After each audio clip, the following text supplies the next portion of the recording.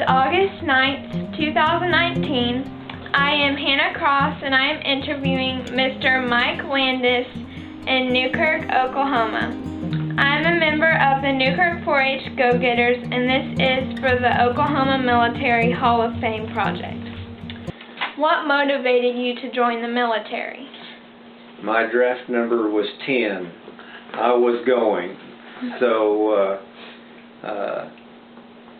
I wasn't interested in the Army, and my family had been Air Force, so I went to talk to an Air Force recruiter. Marine Corps recruiter was there, so I just joined the Marine Corps. Tell me a little about your time in basic training. There isn't anything good to say about basic training in the Marine Corps, so I better not say anything. What was your primary job after training? Well, I was radio, Morse code.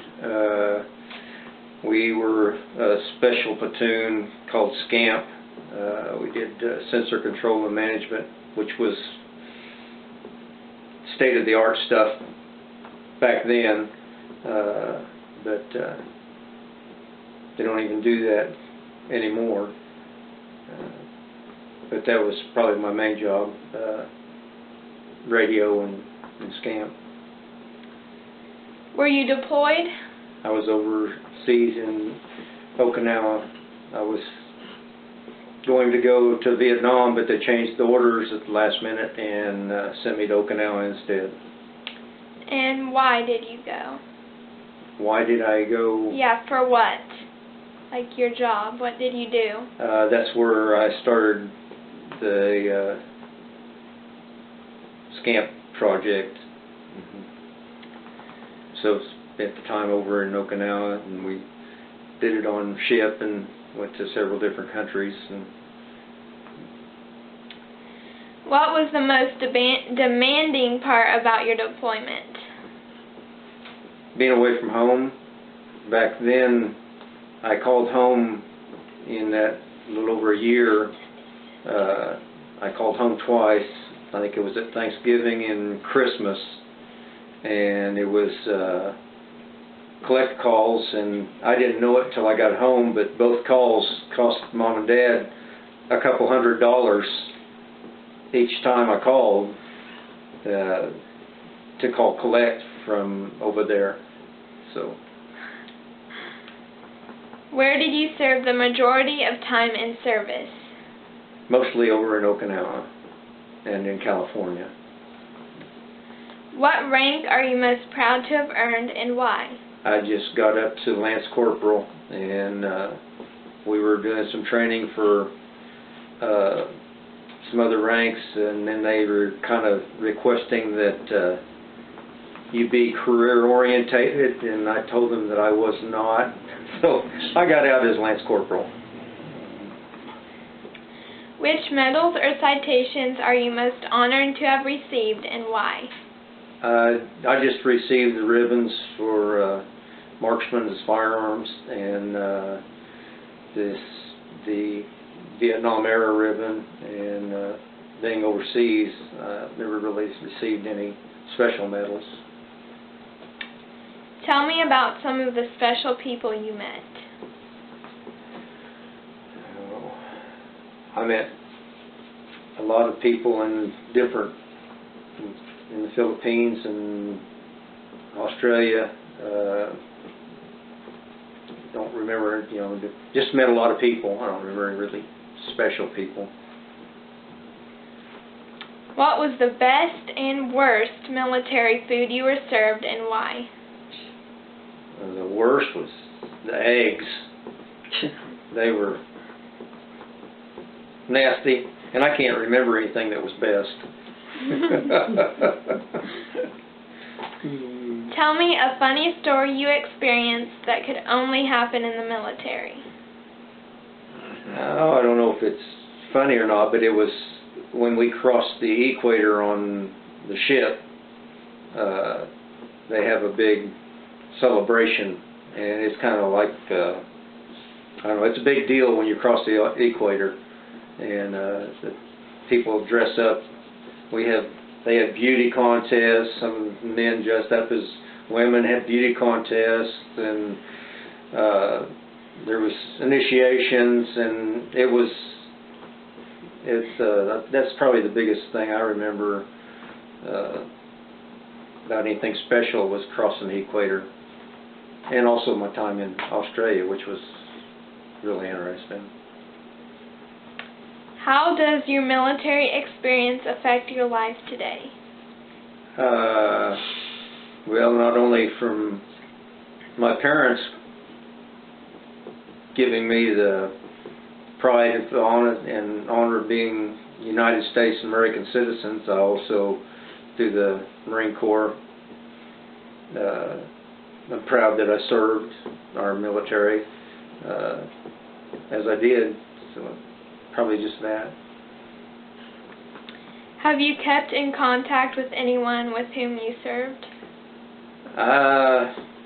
For maybe a year or two. I remember one or two of the guys, but after that we just kind of lost track of each other, and I don't know where any of them are now.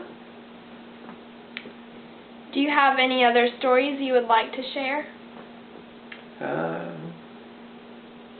Not really.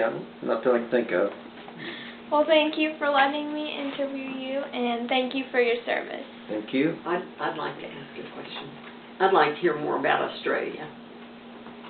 Oh, it was... well, we did the first joint military action together with the Australian Army and United States Army military. It was a joint deal, and we went in and did war games in what they called, I think it was King's Cross.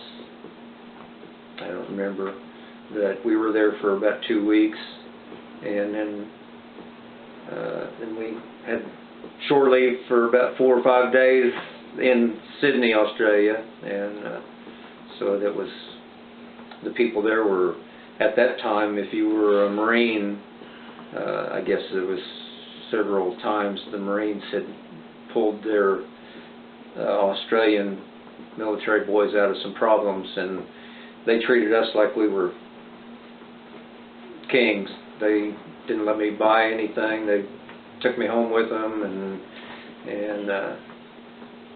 it was a good time being in the military and being in Australia.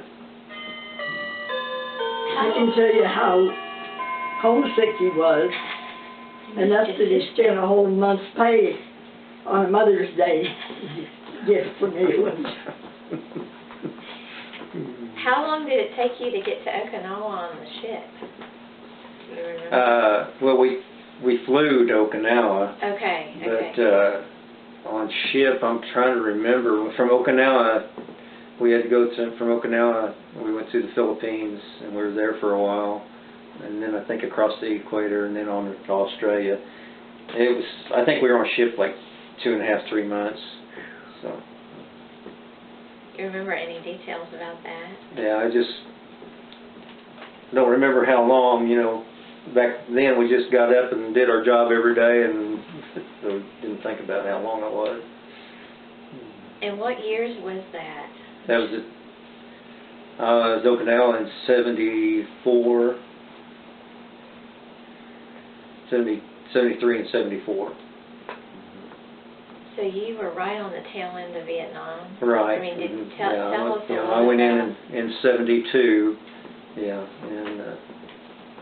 and like I said, they telling us that we had orders for Vietnam, but when I got back out to California, they changed everything and moved me back to send me to Okinawa instead. So, Which we were all glad about. yeah. So you knew it was probably pretty heated right then, and you were... I'm sorry. Pretty heated time. In Vietnam. About that time, they were starting to pull, you know, some of the military personnel out of Vietnam about that time, so that's why they transferred me to Okinawa rather than going over there. Were you still single at that time, or were you married? No, I was single. Were you single? Yeah. Yeah, I didn't even have a steady girlfriend at that time, so it wasn't such a big deal. That's why he could send his mother some. Did you go in right out of high school then? Yes, I played football. I went to Alva, to college, to play football, but to stay, because my draft number was 10, I had to join ROTC. And I stayed in ROTC through football season, but it was the first year they had it there, and this 18-year-old boy thought it was a joke, and when football season was over, I quit going, and that's when they put a notice on my door that said, "You will report to such and such a place at such and such a time," and that's when I went down and joined. I was going to join the Air Force, but joined the Marine Corps instead. Where did you come back to? To our was, home? Yeah.